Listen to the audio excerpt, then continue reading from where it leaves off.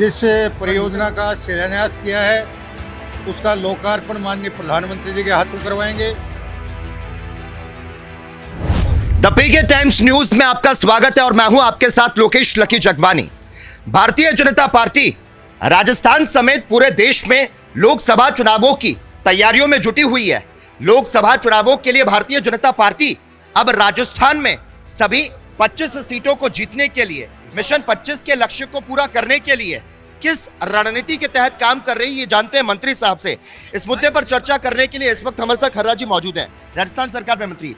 आपसे जानना चाहेंगे कि जिस तरह से, बहुत बहुत स्वागत है आपका, आपसे जानना चाहेंगे भारतीय जनता पार्टी पूरी तरीके से चुनावी मोड़ में आ चुकी है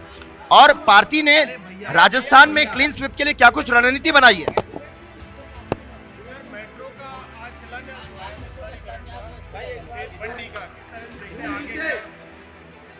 देखिए,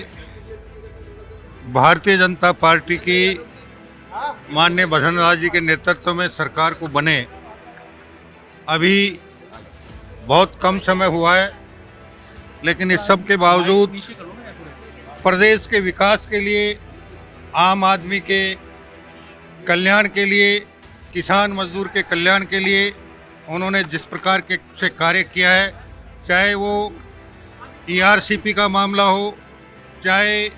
यमुना का जल हमारे सीकर, झुंझुनू, चूरू जिले के लिए हो, और चाहे मेट्रो का विस्तार हो, चाहे डीजल पेट्रोल पर राहत देने का मामला हो, चाहे किसानों की सम्मान निधि में वृद्धि का मामला हो, और चाहे गृहिणियों को 450 रुपये में सिलेंडर देने का मामला हो। हम हमारे चुनावी घोषणा पत्र में भारतीय जनता पार्टी ने जितने संकल्प लिए थे, उन संकल्पों को चरणबद्ध रूप से पूरा करने में जुटे हुए हैं और आने वाले समय में हम हमारे सभी संकल्पों को पूरा करते हुए राजस्थान को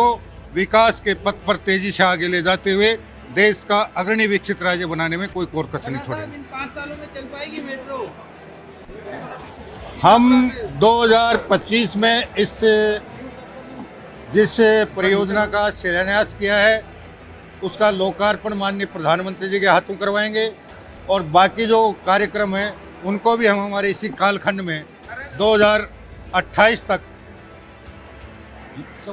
शिलान्यास के साथ साथ लोकार्पण करने में भी कामयाबी हासिल करें।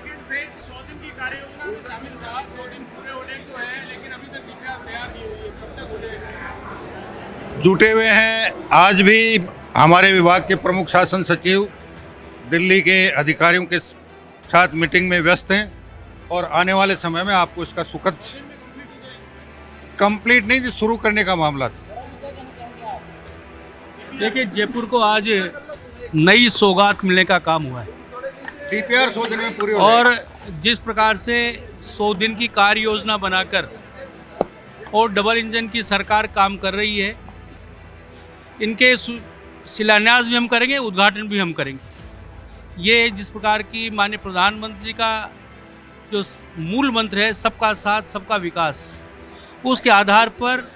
हम सब काम को जो हमारे घोषणा पत्र में हमने या राजस्थान सरकार ने लिए हैं, उस घोषणा पत्र के आधार पर